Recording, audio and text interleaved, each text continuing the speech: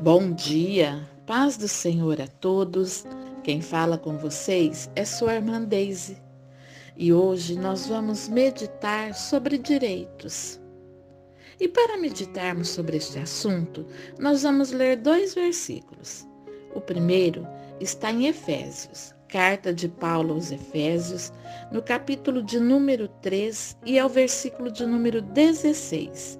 E ele diz assim: E peço a Deus que da riqueza da sua glória, Ele, por meio do seu Espírito, dê a vocês poder para que sejam espiritualmente fortes.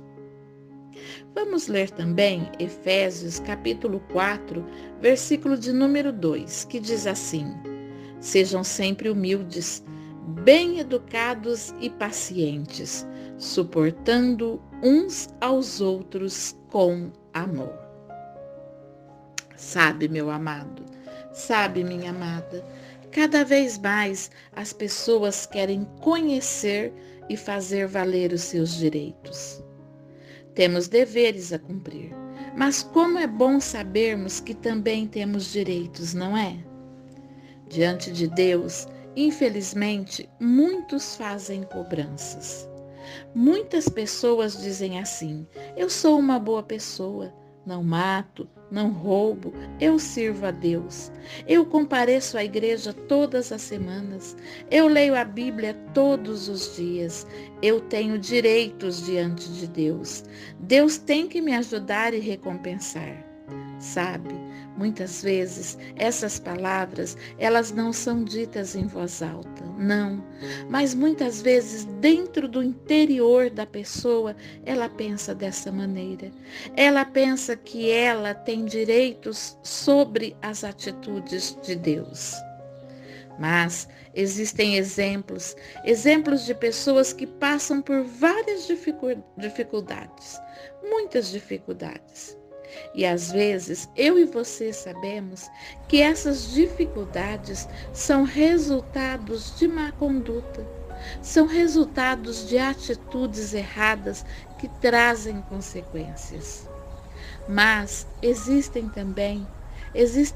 também pessoas que sofrem e que não fizeram alguma coisa que a levasse a sofrer. Que não foi uma atitude dessas pessoas. Claro que nós temos pecados. Claro, nós temos pecados. Mas existem pessoas que sofrem por atitudes que não tomaram, por pecados que às vezes não cometeram.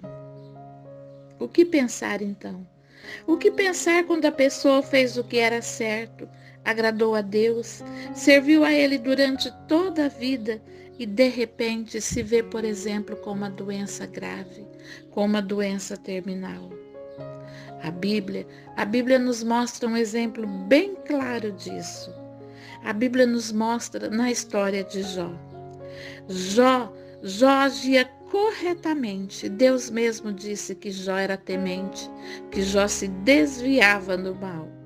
Ele agia corretamente, mas Deus permitiu que Jó passasse por dificuldades extremas.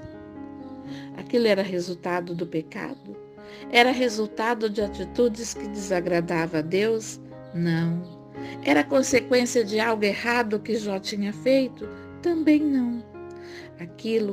O sofrimento de Jó, as provações pelas quais Jó passou, foi um teste permitido por Deus, que depois restaurou a vida do seu servo.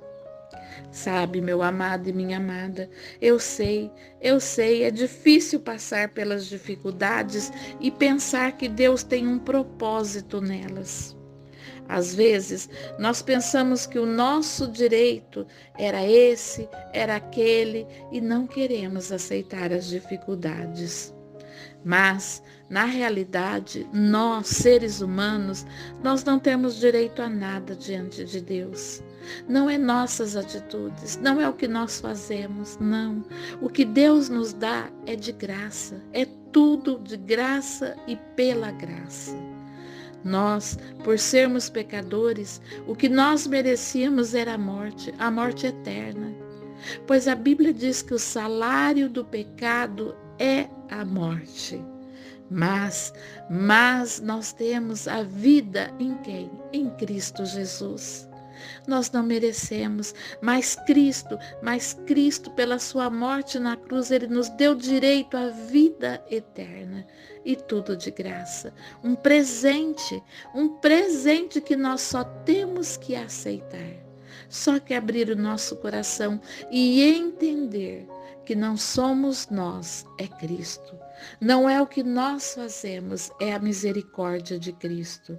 Nós merecíamos a morte, mas nós vivendo em Cristo, nós temos de presente a vida eterna. Basta aceitar Jesus como Senhor e Salvador das nossas vidas. Sabe, a reação natural diante das dificuldades é reclamar. Eu sei, é assim. Mas é nessas horas, nas horas das dificuldades, que nós deveríamos exercer o nosso direito.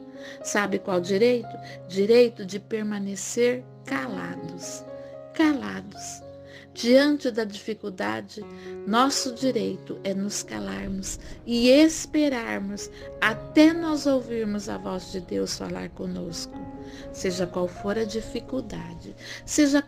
dificuldade, nós precisamos confiar, entregar a Jesus e permanecer em silêncio, sem murmurar, esperando a graça do Senhor Jesus vir até nós e resolver os nossos problemas.